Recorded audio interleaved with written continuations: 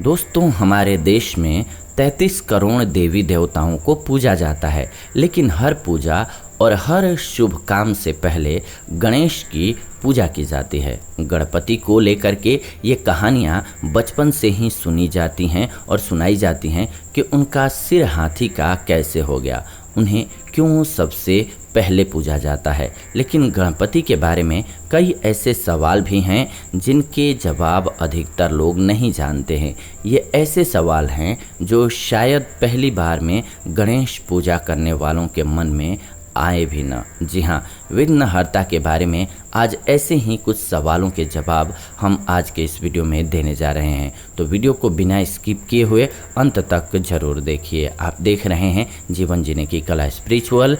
Please comment में ज़रूर लिखिए गणपति बप्पा मोरया, ओम नमः शिवाय, हर हर महादेव, और वीडियो को लाइक कर दीजिए, शेयर कर दीजिए ताकि अन्य लोगों तक वीडियो पहुंच सके। आइए आगे बढ़ते हैं और जानते हैं सबसे पहले कि गणपति की 2 शादियां क्यों हुई थीं। गणपति को अधिकतर कहानियों में और पुराणों में कुंवारा बताया गया है, फिर भी कुछ कहानियाँ और पुराण कहते हैं कि गणपति की 2 पत्नियाँ थीं, रिद्धि और सिद्धि।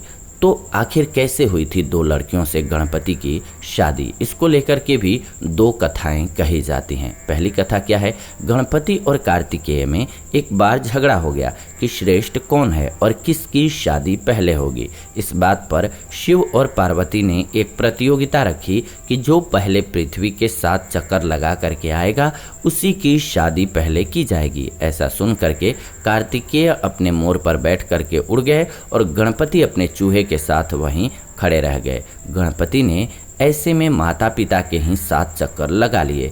जैसे ही गणपति का 7वां चक्कर खत्म हुआ वैसे ही कार्तिकेय वापस आ गए और कहने लगे कि उन्होंने शर्त पूरी की है। ऐसे में गणपति ने कहा कि उन्हें हमेशा यही सिखाया गया है कि माता पिता की सेवा और परिक्रमा का मतलब है संपूर्ण पृथ्वी की परिक्रमा। ऐसा सुन करके शिव और पार्वती ने खुश होकर गणपति की शादी विश्वरूपम की दोनों बेटियों रिद्धि और सिद्धि से करवा दी। गणपति के 2 बेटे हुए, शुभ और लाभ। दूसरी कहानी क्या है, दूसरी कहानी के अनुसार गणपति के हाथी जैसे सिर होने के कारण कोई भी लड़की उनसे शादी करने को तैयार नहीं थी।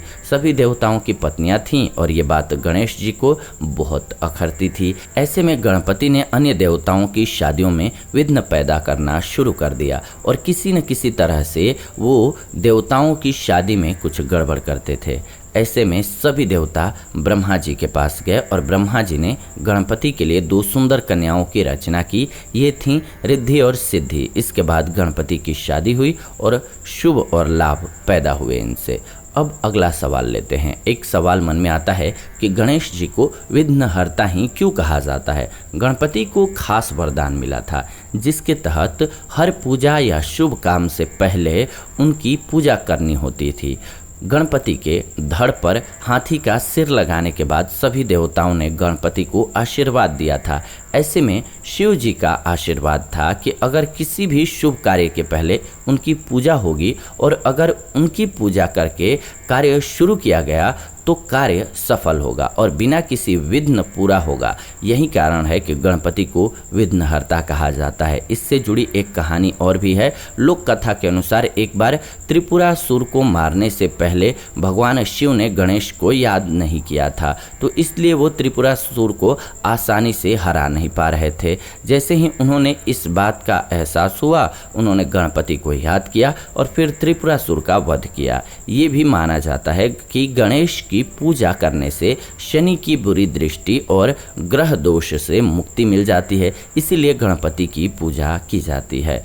अब तीसरा सवाल लेते हैं। क्या आता है मन में, आखिर गणपति का विसर्जन क्यों किया जाता है। गणपति विसर्जन से जुड़ी 2 कहानियां हैं। इस मामले में भी एक पौराणिक है, दूसरी को ऐतिहासिक माना जाता है। पहले पौराणिक क्या है वो समझते हैं। पौराणिक मान्यता के अनुसार गणपति की पूजा 10 दिन करके मूर्ति को 11वें दिन विसर्जित कर देना चाहिए। इसका कारण ये है कि गणपति 10 दिन की पूजा के बाद कैलाश लौट जाते हैं। इस काम में कोई बाधा न आए इसलिए विसर्जन किया जाता है। ऐसी मान्यता है कि गणपति अपने साथ अपने भक्तों के सभी दुख दर्द लेकर चले जाते हैं। दूसरी कहानी क्या है, ऐतिहासिक जो है, पहले गीली पीली हुई हल्दी से गणपति की एक छोटी मूर्ति बनाई जाती थी। उसकी 10 दिन तक पूजा की जाती थी। फिर उस हल्दी की मूर्ति को पानी में विसर्जित किया जाता था और उस पानी को पेड़ की जड़ में डाल दिया जाता था। मूर्ति बहुत छोटी होती थी जो हथेली में आसानी से आ सके। स्वतंत्रता सेनानी बाल गंगाधर तिलक ने 1857 में गणपति विसर्जन को विशाल रूप दिया। इतिहासकार मानते हैं कि ये पूजा सबसे पहले शिवाजी महाराज ने शुरू की और इसे तब सामाजिक रूप से नहीं मनाया जाता था। हालांकि कुछ इतिहासकारों का मानना है कि 271 बीसी से 1190 एडी के बीच चालुक्य, राष्ट्रकूटा और सतवाहन राजवंशों में भी होती रही है ये पूजा। इसके बाद बाल गंगाधर तिलक ने इस पूजा को एक विराट रूप दिया ताकि अलग अलग हिंदू समाजों को एक साथ लाया जा सके और इसलिए एक पंडाल में पूजा की गई और ये पूजा पुणे में हुई थी। धीरे धीरे इसे देश भर में अपना लिया गया और ये एक प्रथा बन गई।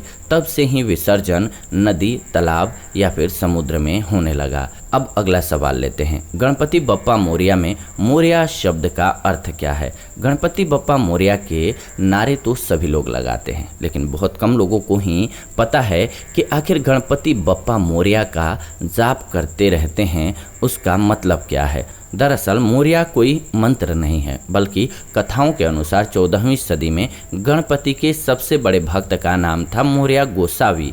ये कर्नाटक के शालिग्राम गांव से रहने वाले थे।